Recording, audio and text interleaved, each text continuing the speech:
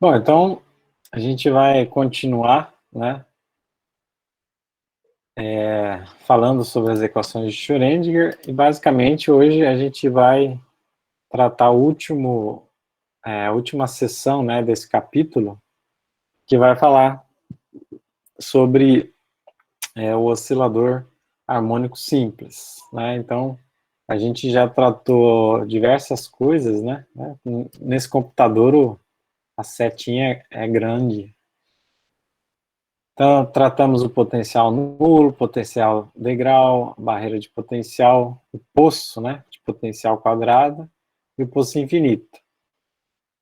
Todos esses daqui, né, todos esses que a gente tratou até agora, eram potenciais, vamos pensar assim, descontínuos, né?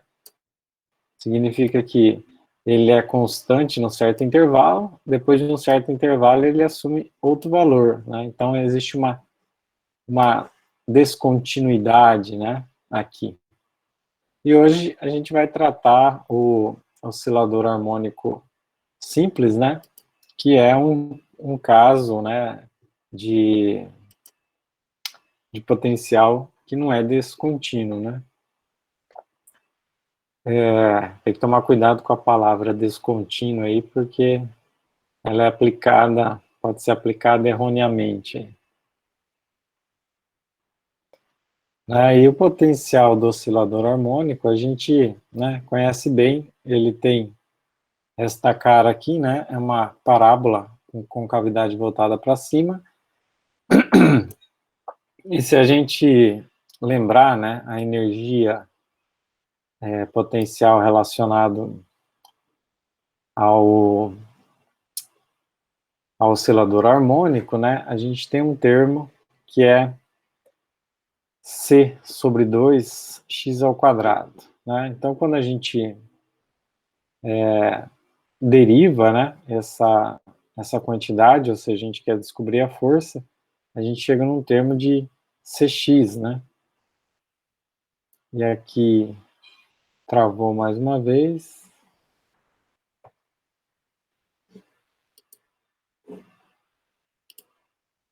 Vou fazer o seguinte,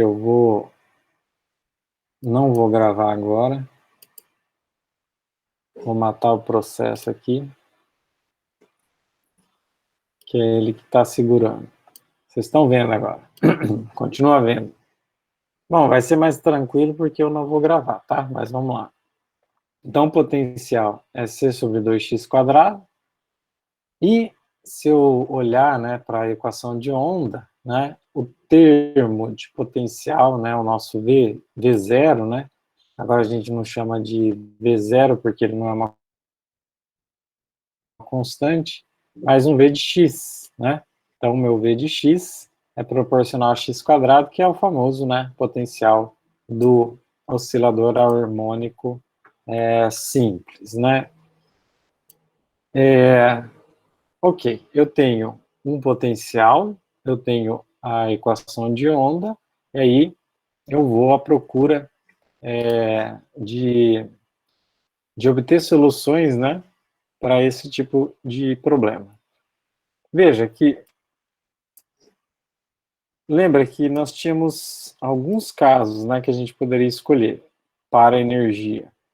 Aqui, em particular, como o potencial ele é uma parábola com concavidade voltada para cima, e a tendência, né, esse potencial cresce e vai para o infinito, tanto do lado de cá quanto do lado de lá.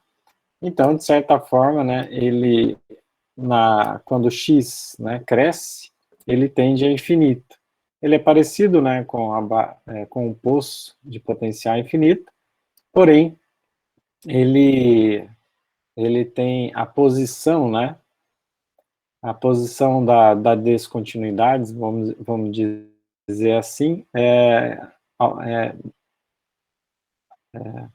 modificada com o tempo. Com o tempo não, desculpa, com a posição, certo? E aqui, independente de onde a gente escolher, né, o nível de energia, ele não muda o conjunto de equações, né? Então, vamos pensar assim, dentro do potencial, né, eu tenho uma energia maior do que a energia potencial, e fora eu vou ter a condição de que a energia potencial é maior do que a energia total, certo? Bom, então aqui eu escolho, né, um conjunto de equações apropriadas, provavelmente dentro, né, do poço, dentro do potencial, eu posso imaginar que tenha uma onda, né, que oscile,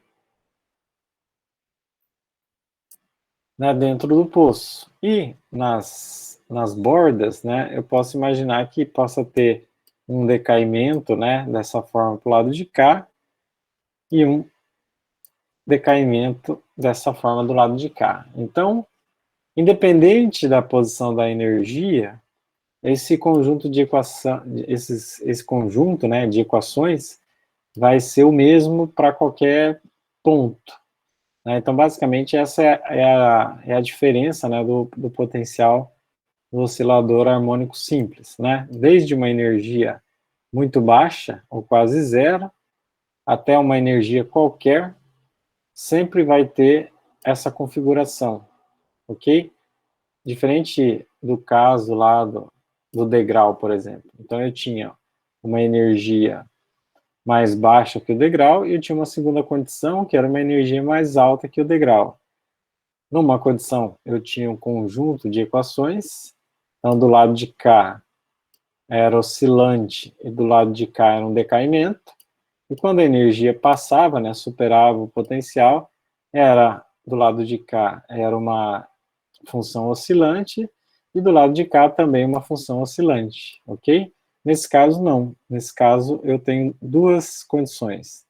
Dentro do poço, dentro do potencial, ele vai ser oscilante, e fora do potencial, ele vai ser um decaimento, ok?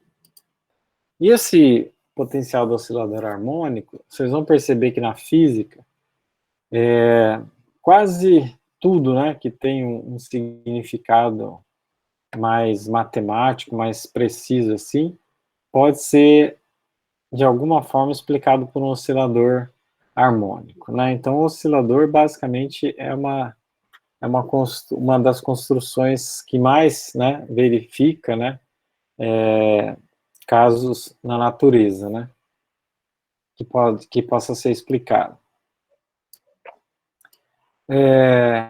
Né, como eu disse aqui, é protótipo para vários sistemas que envolvem oscilações, né? Por exemplo, vibrações de átomos em moléculas diatômicas, propriedades térmicas, né, e acústicas do sólido, a própria acústica, a própria propagação de onda, né, propriedades de radiofrequência, né, eletrodinâmica de sistemas quânticos, né, a própria luz, né.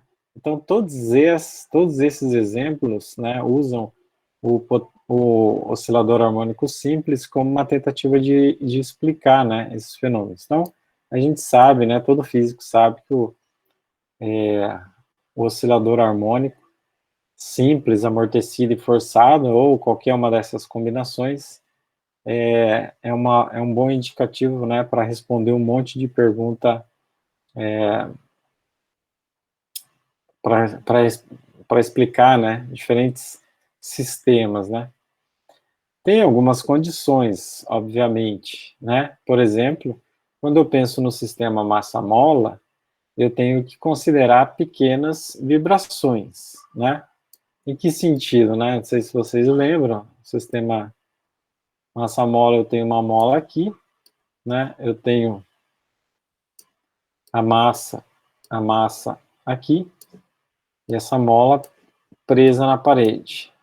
Então, quando o sistema oscila, se oscilar, se essa mola for uma mola física, né? Uma mola de aço, uma mola de plástico, né? E a massa aqui também é uma massa física, obviamente, se eu oscilar com amplitudes muito grandes, eu acabo deformando, né, a minha mola. seja ela um elástico, seja ela uma mola de aço, de metal, alguma coisa assim. Então, para que o problema seja uma representação do real, a gente tem que considerar pequenas oscilações, né? Então, eu não posso entrar no regime onde eu começo, de alguma forma, deformar as propriedades da minha mola, né? E também por um motivo matemático, a gente considera essas pequenas oscilações, certo? Bom, a outra função importante do problema do oscilador harmônico é que ele não só, né, representa uma solução para o próprio oscilador harmônico, como também pode representar uma aproximação para outros casos.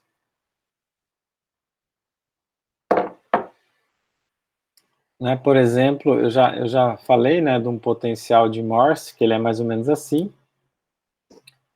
Né? Então, nesta parte, né, de baixo aqui, eu tenho uma boa aproximação, um potencial do tipo x ao quadrado, né?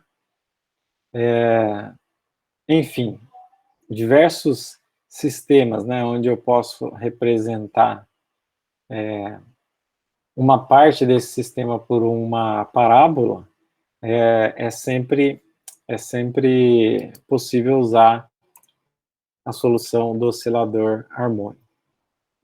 Um aspas aí, né? Se vocês quiserem me interromper, podem me interromper a qualquer momento, tá? Eu vou... Amanhã ou depois, eu gravo a aula sozinho lá e mando, tá? Enfim, a coisa tá gravando também, aí a gente pode disponibilizar essa até que eu grave uma aula assim, com começo, meio e fim, sem esse monte de interrupções. Para ficar no padrão FCM Freire, né? Vamos pensar assim.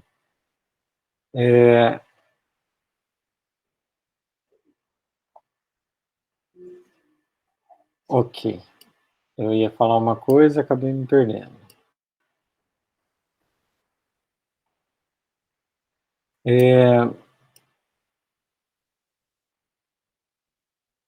Bom, se por uma parábola, que é o caso do amortecimento, né? O caso do oscilador harmônico, né, simples, eu posso aplicar isso a diferentes sistemas, né? Estou tentando lembrar o que eu ia falar. Bom, quando a gente monta a equação, né, do sistema massa-mola, a gente lembra que tem um termo de restaurador que é do tipo menos Cx, né? Eu tenho uma derivada segunda em x, derivada temporal, né? Uma derivada segunda no tempo de x, menos um Cx igual a zero. Né? Seria o caso mais simples, né? E essa lei, né, é conhecida como lei de Hooke, né? Menos Cx ao quadrado. Lembrei que eu queria abrir aspas, né? O que eu queria dizer é o seguinte: se vocês começarem a notar na física, vamos pensar do ponto de vista matemático, a maioria dos comportamentos, a maioria, né, ou é uma função que vai, vamos pensar que a variável seja x, mas ela pode ser x, ela pode ser temperatura, ela pode ser tempo, espaço, calor, todas essas variáveis físicas, ou ela vai com a potência 1, ou ela vai com a potência 2. Em alguns casos, ela vai com uma potência intermediária entre 1 e 2, né? Então, se a gente começar a pensar nas leis físicas aí, por exemplo, a força de atração coulombiana, ela vai com 1 sobre x. O potencial, né, coulombiano, ele vai com, desculpa, a força vai com 1 sobre x quadrado. O potencial vai com 1 sobre x, né, se eu pegar a energia gravitacional, a própria lei de Hooke, né, a força, né, vai com x, né, a energia vai com x quadrado. Então, a maioria, a temperatura, né, geralmente, ou a temperatura linear, né, ela cresce com uma constante proporcional à variável, ou ela cresce ao quadrado, que são casos mais raros, né. Mesmo quando a gente tratou lá de relatividade, a gente não se esbarrou em nenhum momento em alguma expressão que fosse com x ao cubo, x à quarta, né, que são comportamentos mais bruscos, né, digamos assim. Então, a maioria dos fenômenos, comecem a perceber, tudo que você estuda ou vai com x ou vai com x quadrado, ou vai com t ou vai com t quadrado, ou vai com a carga ou vai com a carga ao quadrado, né? Então, todas as variáveis, ela tem essa, parece que a física, né, não sai muito das potências 1 e 2, né? Fechando aspas aí. Isso é uma coisa interessante. Então, do ponto de vista da mecânica clássica, né, eu tenho, né, uma partícula se movimentando em torno de uma posição de equilíbrio, x0. Esse x0 pode ser o próprio zero, eu posso escolher o zero do eixo cartesiano para ser o meu x0, e aí a gente pode deslocar, né, esse comportamento, né, para uma posição de x seja zero, ou posso deixar em função de x0, né. O mais fácil, né, é descrever, colocar o x0 numa posição x igual a zero. É o que a gente faz porque matematicamente fica mais fácil resolver. Então, se eu pensar no oscilador clássico, eu tenho uma frequência que é 1 sobre 2π raiz de c sobre m, né? Essa quantidade, né, tá relacionado com a frequência de ressonância, né? A frequência de maior amplitude. E se eu quiser enxergar do ponto de vista de ômega, né, que é mais comum, né, em termos da frequência angular, eu vou ter um 2πf. Então, essa quantidade, né, 2π, é raiz de k sobre m, né. Então, do ponto de vista da mecânica clássica, a gente não precisa revisar muito, porque a gente já lembra, né. Do ponto de vista da quântica, né, então, eu sei, a gente já percebeu que a energia, né, desde do capítulo anterior, desde o início do semestre, ou até do ano letivo, a gente percebeu que a energia, ela não é contínua, ela é discreta, né? Ela é quantizada, né? Por isso o nome quântico, né? Então, o próprio nome diz, né, energia quantizada. Então, eu sei que eu só posso ter um conjunto discreto de valores, né? Só relembrando, o postulado de Planck nos diz que a energia é um múltiplo inteiro de Hni, certo?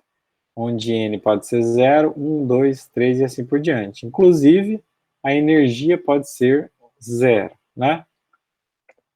Bom, o próximo passo, né, dessa conta seria o seguinte: eu tenho o potencial, eu descrevo o conjunto de equações, e aí eu vou aplicar a condição de continuidade na borda. Só que deixa eu ver se eu consigo voltar aqui. Essa condição, né, de continuidade, vamos pensar que a extremidade seja aqui. Essa condição de continuidade, ela é um pouco diferente das outras que a gente vem tratando. Por quê? Porque agora o meu potencial, ele varia com a posição, certo? Então, por exemplo, para esta determinada posição x0, ou essa daqui, né, ela tem um certo valor. Mas se eu me deslocar x0 de um pouquinho, ela assume, o potencial assume um novo valor. Né? Então, essa não descontinuidade gera uma dificuldade matemática na hora de resolver essa solução. Aí a gente cai num conjunto de equações, né, que é bastante complexo, né, o cálculo, né. O cálculo, basicamente, você precisa introduzir essa equação, aí você desenvolve, né, a condição de continuidade e chega numa encruzilhada, né. Nessa encruzilhada você tem que brincar, né, com algumas possíveis soluções. E uma dessas soluções, né, é o que a gente é parte, né, a solução é parte de um problema que envolve tangente hiperbólica, né? Então, assim, a conta é muito grande para ter algum valor didático, vamos pensar assim, né? Talvez em métodos de física matemática ou em cálculo 4, 5, talvez tenha até um sentido melhor, né? Mas aqui eu acho que seria uma aula só para resolver esse conjunto de equações. Então vamos saltar e pensar nos resultados, né? Então o resultado para o potencial do tipo oscilador harmônico, né? Eu vou encontrar que uma certa energia ela vai ser N mais meio de HNI. Lembra que o potencial, a energia, desculpa, de Planck é NHNI. A energia, só um segundo.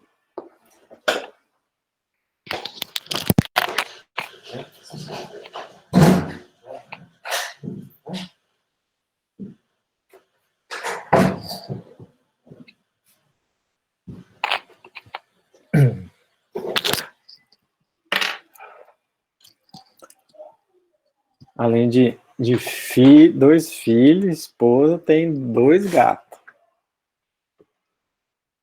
Enfim. A energia de Planck. Deixa eu só perguntar uma coisa. Vocês estão me ouvindo? Eu consigo ouvir bem. Tá bom, Fernando. É só para saber se eu não tinha perdido a conexão. Tá. Ok.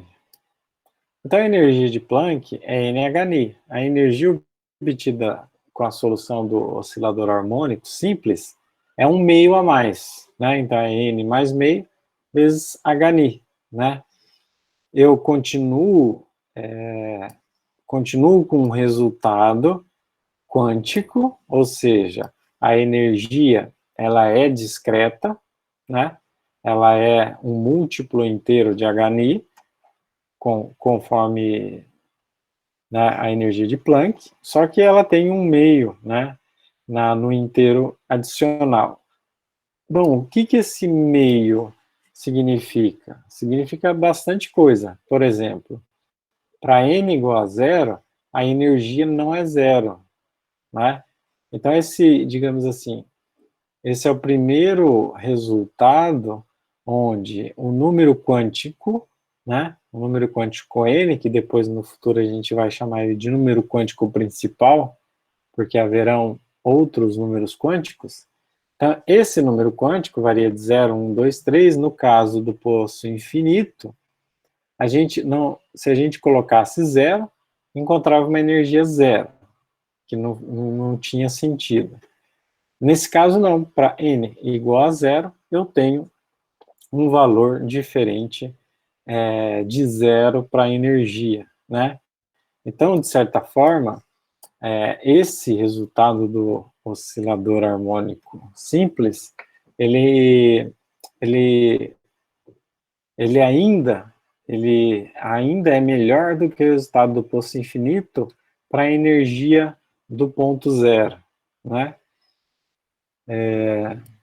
Lá eu tinha que introduzir, eu tinha que partir do meu número quântico de 1, né, para encontrar a energia, o valor de energia mais baixo.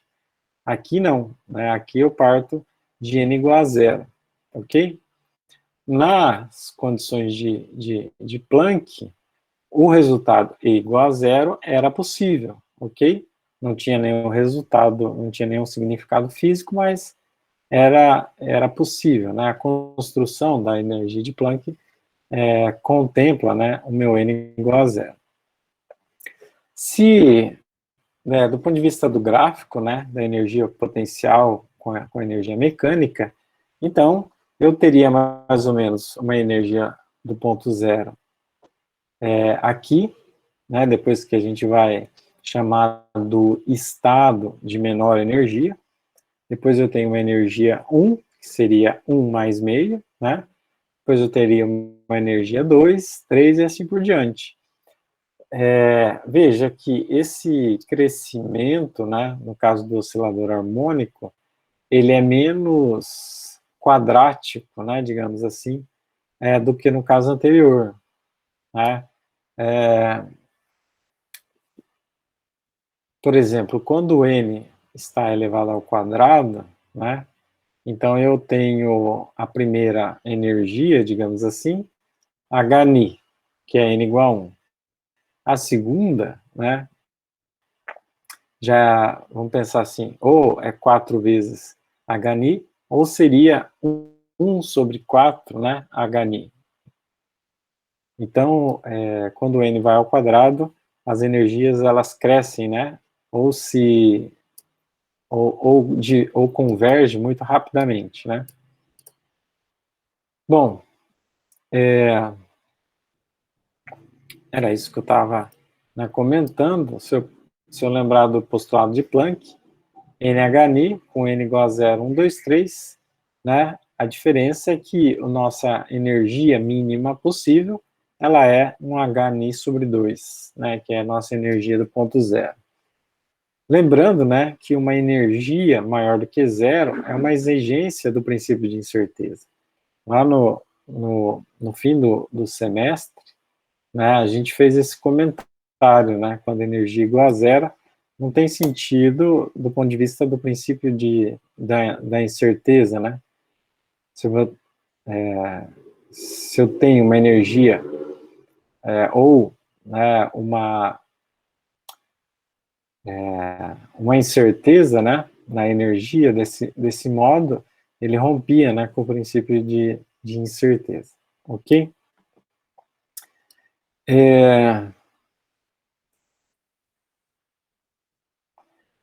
Mesmo que a energia igual a zero, lá no postulado de Planck, né, não satisfazesse a exigência do princípio de incerteza, o resultado não era ruim, porque lá o que importava era a diferença entre os níveis de energia, né, que foi possível, né, através dessa construção, inclusive, né, achar as linhas espectrais, né, aquelas séries lá de Balmer, enfim, aquelas coisas que a gente comentou no final do último semestre. Porque o que importava era a diferença de energia entre dois níveis, né? Por exemplo, entre o nível 0 e o nível 1 tinha uma diferença de energia. E quando você, né, faz uma medida, né, das linhas espectrais, você tem que levar em consideração a diferença de energia, né, entre uma linha e outra, né? Então, isso, mesmo, né, não satisfazendo, tinha um resultado interessante por trás, né? Então, do ponto de vista da energia, né, do ponto de vista de Planck, eu tinha a primeira energia para o estado, para o número quântico n, 0, igual a 0. Ou seja, o meu primeiro estado quântico, né, teria uma energia igual a 0.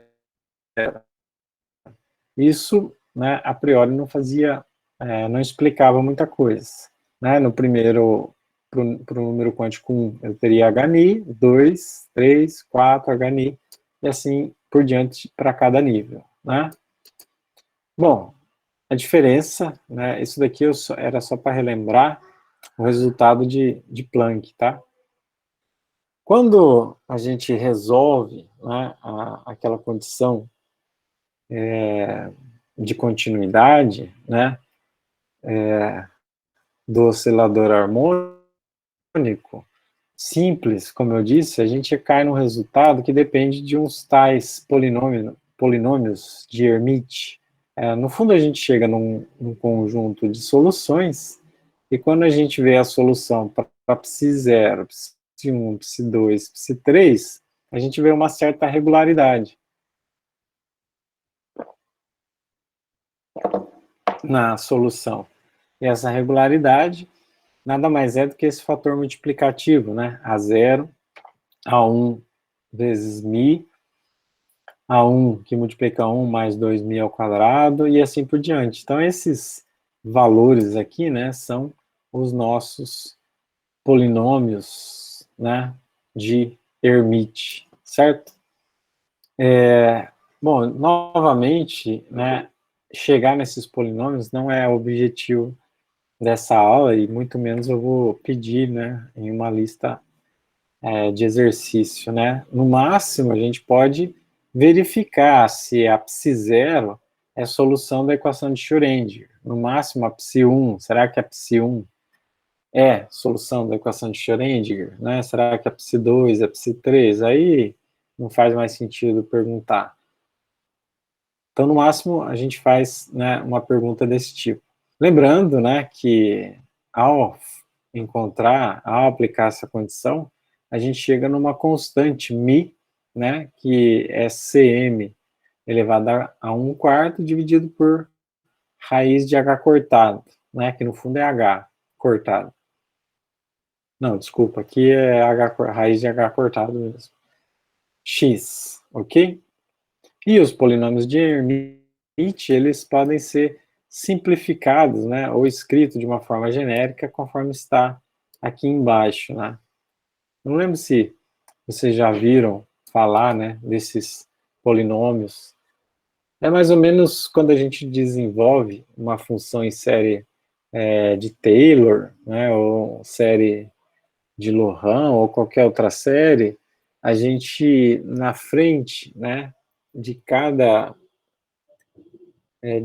termo que a gente está desenvolvendo, aparece um fator multiplicativo, né, e uma variável comum, né? Então, essa variável comum, ela pode ser agrupada, e o que sobra, né, é um monte de termos, e esse monte de termos são os polinômios, né? Esses polinômios podem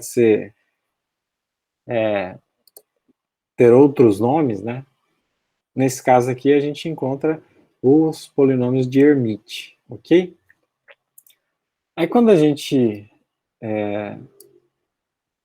quiser, né, olhar o gráfico, né, o comportamento da nossa psi, é mais ou menos assim. Então, para mim, a psi0, né, eu tenho, veja que a minha psi0, deixa eu só voltar aqui, é uma função que ela depende de uma constante somente, que é a nossa amplitude da onda, vezes a exponencial de menos μ ao quadrado sobre 2. μ, né, é uma quantidade adimensional, mas eu tenho um valor, né, para psi0. E a psi0, né, seria uma função mais ou menos desse tipo aqui. Veja que eu estou falando da psi, não estou falando da psi estrela psi.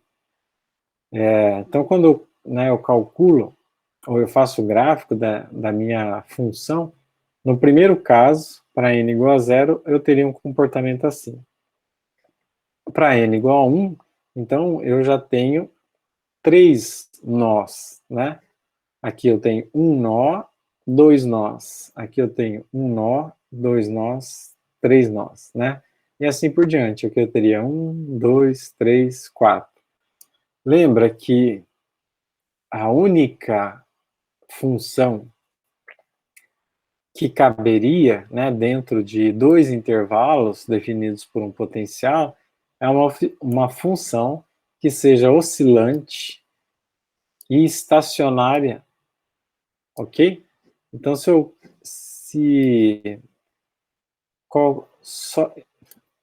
vamos pensar assim, dentro, né, desse intervalo aqui, só vai caber uma onda que ela seja estacionária, né, que ela tenha nós nas extremidades aqui, nos pontos de descontinuidade, né, vamos pensar assim. Então, aqui, ó, fica claro que eu tenho um crescimento exponencial, então, daqui para lá, a função é do tipo exponencial de kx, né, com K2, vamos pensar que um K1 é para dentro dessa região, e um K2 é para dentro dessa região. Dentro, né, do potencial, eu vou ter uma função oscilante, né, tipo IK1x, né, vamos pensar assim, e aqui do lado de fora eu tenho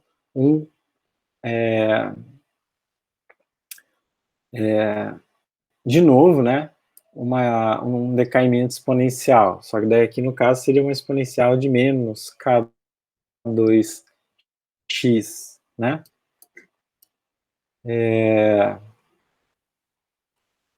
Veja, o que é interessante é que a minha onda, a minha psi, ela, originalmente, ela está dentro do poço. Então, eu posso ter uma representação da onda indo da direita para a esquerda e uma representação da onda vindo da esquerda para a direita. Como elas são harmônicas, né, então as suas amplitudes se somam, né, é como se eu tivesse uma única, né, mas isso é uma questão matemática, digamos assim, né.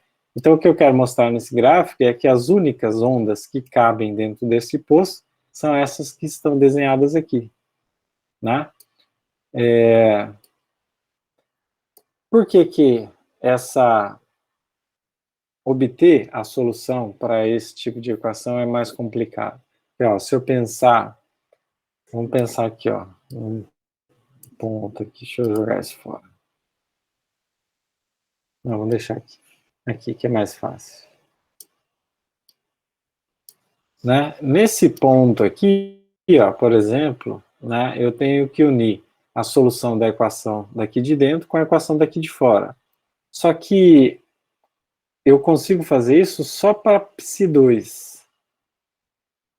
Digamos assim, essa condição em x, nesse x aqui, que é em torno de 2,3, ele só vale para psi2. Porque para o psi3 ele já está numa outra posição. Certo? Então a descontinuidade está em outra posição. Então essa é a diferença entre os outros potenciais que a gente calculou e, consequentemente, essa também é a dificuldade matemática para resolver esse tipo para achar a solução, né, desse tipo de potencial. E eu acabei, né, falando, né, do exemplo da energia potencial da molécula diatômica, né, é como se tivesse dois átomos, né, próximos, vibrando em torno da rede, né, ou seja, eles estão conectados por uma força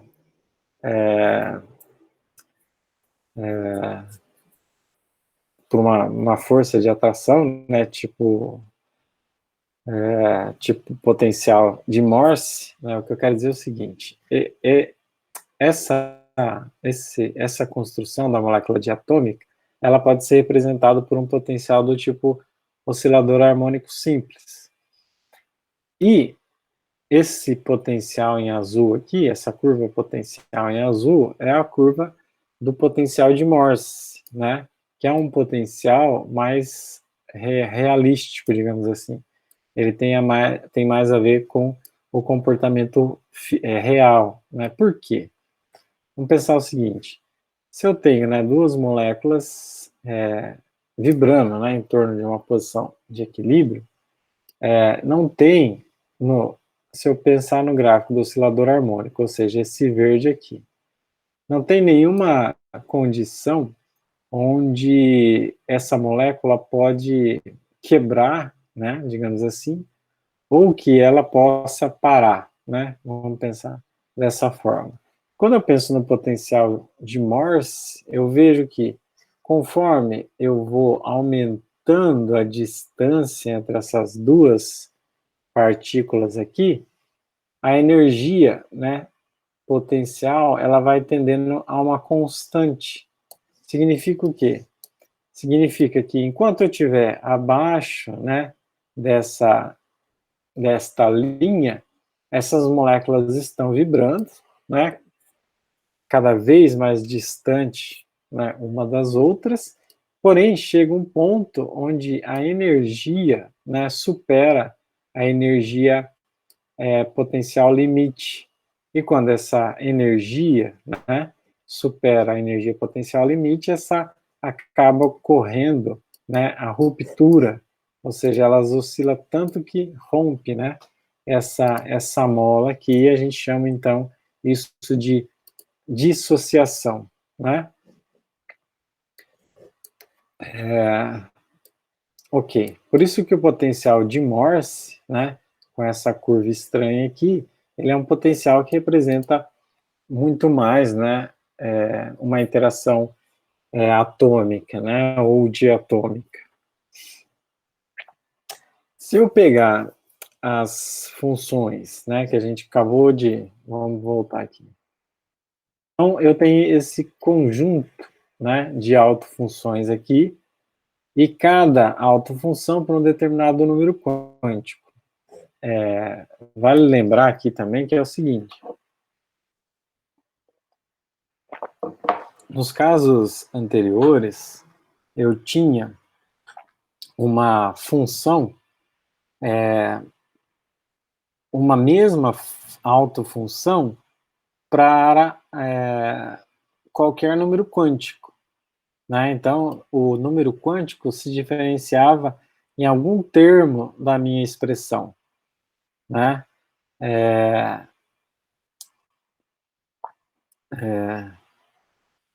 Vamos pensar assim que se fosse A0, n exponencial de menos mi sobre 2, né? Então, normalmente, as soluções que a gente encontrou até agora eram soluções onde que a própria autofunção ela tinha uma dependência com n, mas a cara da autofunção não modificava. A diferença, né, do oscilador harmônico simples é que cada autofunção, né, para cada número quântico, eu vou ter uma autofunção diferente, né? Então, isso é uma particularidade, né, do potencial do oscilador harmônico, mas também é uma dificuldade, né, do potencial. Porque daí, se eu quero lá a psi, né, para décima curva, né? Então, eu vou ter que escrever uma expressão matemática bastante grande, né? Bom, se eu pegar, então, a psi 0, vamos pensar aqui, ó, psi 0 e psi 1, ok?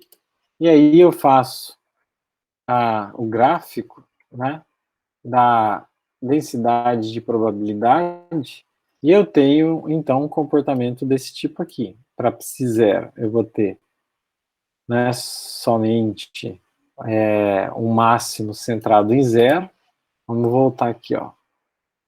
Se eu pensar aqui na psi 0, ela é uma função que ela tem um máximo centrado em 0 e quando eu fizer a psi 0 estrela vezes a psi 0, no fundo eu só vou dobrar a amplitude dessa onda aqui, né? Já para a psi com n igual a 1, eu tenho dois máximos de probabilidade, ok? Então, as probabilidades maiores de encontrar partícula é em -1 e 1, ok? Mesmo tendo uma certa chance de encontrar partícula fora dos limites, né, do meu oscilador harmônico simples, né? Assim, o mesmo vale para psi2, onde n igual a 2, e o mesmo vale para n igual a 6, por exemplo, né? Então, se a gente contar aqui, ó, para n igual a 2, eu vou ter 1, 2, 3 máximos. Para n igual a 1, eu tenho 2, e para n igual a 0, eu tenho 1 máximo. E esse desenho tem uma coisa interessante, que é o seguinte, ele traz o resultado clássico. Lembra que eu comentei com vocês, se eu colocar um pêndulo, né, para oscilar, e eu ficar apagando e acendendo as luzes, e vocês marcar a posição do pêndulo toda vez que vocês enxergarem, ao longo, né, de alguns minutos, a gente vai se convencer que a densidade, ou seja, a probabilidade de enxergar o pêndulo nas extremidades é maior, porque é onde ele passa mais tempo, né? Ele oscila, passa pela origem com velocidade máxima, quando ele chega próximo, né, de retornar, ele vai freando e desce lentamente, né? Ele vai ganhando velocidade. Então, o maior tempo, né, que um pêndulo passa, ele passa a maior parte do tempo, né, no canto de cá ou no canto de cá, né? Estou pensando assim, ó, né, o pêndulo está oscilando, então ele faz um, um. Então, ele passa a maior parte do tempo nas extremidades. Então, esse é a distribuição de probabilidade clássica, todos os casos para n igual nas extremidades, a densidade de probabilidade clássica. A densidade de probabilidade quântica, ela tem duas particularidades, né? A probabilidade, além do que ter uma certa região fora do limite, onde pode ser encontrado a partícula, ou seja, a densidade de probabilidade. Nessa região não é zero, ok? Bom, como eu disse, né, não é muito grande, vou resumir o capítulo. Então, o que a gente faz? O que a gente faz toda vez que tem um potencial? Ah, tá. Toda vez que eu tenho um potencial novo, o que acontece? Primeiro, eu vou definir as regiões da minha energia potencial. Vou desenhar aqui um exemplo. Então, aqui esse potencial tem duas regiões, essa região de cá e essa região de cá.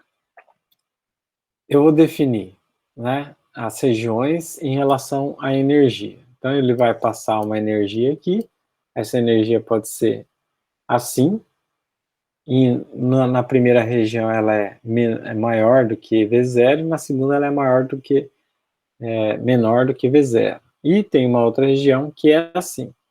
Então, primeira coisa, defino as regiões, defino a energia. Aí eu vou atrás das possíveis funções que representem a partícula em cada região. Por exemplo, não faz sentido uma energia assim, né? Então, vamos pensar nessa daqui. Então, nesse caso aqui, para uma energia desse tipo, então eu tenho uma função oscilante do lado de cá, ela pode bater aqui e voltar, né? Como também ela pode, né, ter uma densidade de probabilidade de ser encontrada do lado de cá. Então, do lado de cá, eu tenho um conjunto de equações que é do tipo exponencial de mais ou menos ikx, e do lado de cá, eu tenho um conjunto de exponenciais crescentes e decrescentes, do tipo exponencial de kx, né? Para cada região, um determinado k. Aí, o que eu faço? Eu aplico a condição de continuidade na descontinuidade, né? A frase é meio estranha, mas está correta. Então, eu tenho uma descontinuidade em x, né? No potencial é zero, quando chega nesse x, ele, pum, começa com o valor e permanece constante. Então, existe uma descontinuidade no potencial, então eu aplico essa condição de continuidade no ponto em questão. né? O que é isso, né? É aplicar a psi em x igual a, por exemplo, e a sua derivada. Aí eu vou obter um conjunto de equações, e aí a partir desse conjunto de equações, desculpa, eu vou encontrar o valor das constantes, né? Lembra que para o lado de cá eu tenho algo do tipo a exponencial de menos ikx mais b exponencial de menos ikx. E do lado de cá eu tenho exponencial de menos dkx, menos kx, por exemplo, né? D exponencial de menos kx. Então, eu introduzo constantes que eu não sei, mas depois eu vou à procura dessas constantes quando eu verifico a condição de continuidade, tá? Feito isso, né, então eu obtive, né, todas as funções de onda que são soluções da equação de Schrödinger. Né? Então, basicamente, o problema, desse ponto de vista, está resolvido. A partir disso, eu posso ir atrás, né, de outros resultados, como calcular o coeficiente de transmissão, né, fazendo a razão do que passa pelo que entrou.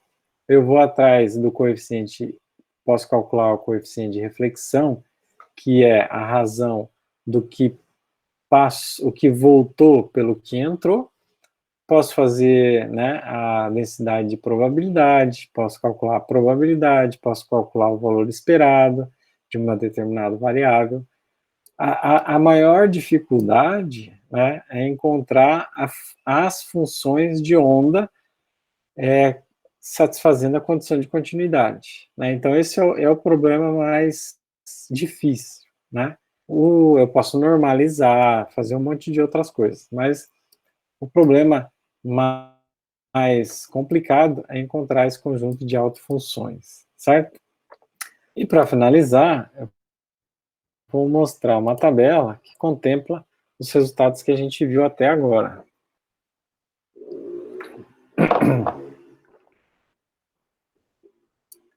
Então, por exemplo, né, potencial nulo, eu tinha um potencial V de x com uma energia, um potencial com um potencial constante igual a zero. Obviamente, a energia era maior do que zero. E tinha uma densidade de probabilidade contínua, né? E esse resultado, a gente falou que explica, né, o feixe de elétrons, né, de um ciclotron, por exemplo. Né? Quando os elétrons são abandonados do ciclotron, né, que estava lá descrevendo um movimento circular uniforme, eles são abandonados e agora eles estão livres, né? Então, esse é o caso, né, do potencial igual a zero. Não está sujeito a nenhuma força externa, né? O segundo caso foi quando a barreira, potencial degrau, com energia menor do que V de x. O gráfico da densidade de probabilidade era mais ou menos assim. Né? E o primeiro resultado, né, o primeiro resultado interessante é que existe uma densidade de probabilidade dele estar, né, além da barreira. Né? Mesmo que sua energia seja menor do que a energia potencial, existe uma possibilidade. Né? E aqui a gente comentou do elétron, né, de condução próximo à superfície do metal, né? Quando existe uma diferença de potencial, o elétron ele pode, né, ocupar uma posição fora dos extremos, né, do metal, né, porque ele tinha, só que ele acaba voltando para o metal por causa da competição, né. O terceiro seria o caso onde a energia é maior do que o degrau, né, então aqui eu teria como exemplo um nêutron, né, tentando escapar do núcleo, né, então eu posso ter uma reflexão, outro resultado interessante desse problema, né, com a energia maior do que o potencial, é que eu posso ter uma certa reflexão, né? Classicamente, uma onda que vem oscilando encontra um potencial, ela é freada, mas ela continua seu movimento. Do ponto de vista, né, da mecânica quântica, né, o resultado novo é que eu posso ter algumas, né, partículas voltando, né, como se elas tivessem encontrado uma barreira mais alta. Depois, a barreira de potencial, ou seja, é um potencial degrau só que limitado, né? Então, aqui no caso, poderia, o exemplo físico é a partícula alfa tentando escapar da barreira columbiana, né? Por mais que eles tenham altas energias, né? Eles ficam lá oscilando, né? E de vez em quando, uma outra partícula alfa acaba se desprendendo do núcleo, né? Esse efeito também a gente comentou que é famoso, né, por se chamar efeito túnel ou tunelamento. Né? Depois a gente falou da barreira de potencial com energia maior, né? Novamente os resultados, né, a gente já comentou, em alguns casos, já comentou, né, bastante. E aqui, por exemplo, poderia ser o caso do espalhamento de elétron por átomos negativamente ionizados, né? Vamos pensar, aqui a gente sempre tratou em uma dimensão, em x, mas imagina que, né, venha lá uma partícula associado a uma onda, né, a sua onda, de repente essa onda sente, né, por uma determinada região do espaço, uma força repulsiva, mesmo que seja menor, né, com energia menor. Então, essa partícula pode ser espalhada, né? Ela pode mudar sua trajetória por causa da presença, né, dessa força aqui. O outro, poço de potencial quadrado, né? O exemplo era um nêutron no estado ligado do núcleo, né? Então, aqui no caso, eu tenho uma partícula que ela oscila dentro de uma certa região, limitada por uma certa região. Nesse exemplo, né, aqui eu tenho a densidade de probabilidade, e é a primeira vez, né, que eu obtenho um certo valor para a energia, né, para a quantização da energia. O poço de potencial finito, em vez dele oscilar entre os limites e uma hora ou outra ele poder ser encontrado fora dos limites, no caso do potencial infinito, né, essa probabilidade de ser encontrada ela fora do limite clássico vai a zero, né? Aqui, né, nesse penúltimo problema, a gente também encontrou uma energia de ponto zero menor do que zero. Né, e nesse caso aqui do oscilador harmônico simples, que a gente acabou de ver, né, eu tenho o caso, por exemplo, de uma molécula diatômica vibrando, que ela pode ser representada, né, pelo potencial de Morse, mas em torno da oscilação, da vibração, eu posso aproximar por uma parábola, né? E aqui, de novo, eu tenho uma energia de ponto zero, só que uma energia um pouco melhor do que aquela encontrada no exemplo anterior, né? No caso aqui, né, digamos, é a melhor energia de ponto zero que a gente encontra. E é isso, né? A gente acabou, né, de revisar, de ver todos os tipos de potencial. Dica. Guardem essa tabela, né? Tenho certeza que vocês entenderam tudo, né, o que está nessa tabela. Nunca uma tabela resumiu tão bem um capítulo, né? Por isso que eu gosto de mostrar essa tabela. E realmente tudo que eu preciso saber desse capítulo está resumido nessa tabela. Eu lembro que o Tipler, o Harley trazem bons resumos, né, ao final do capítulo. Né, muitas vezes, na pressa, a gente acaba estudando só pelos resumos, né? Mas nesse caso, o Iceberg, nesse capítulo em especial, e ele traz um resumo que é um resumo muito bom, não é por sinal. E é isso.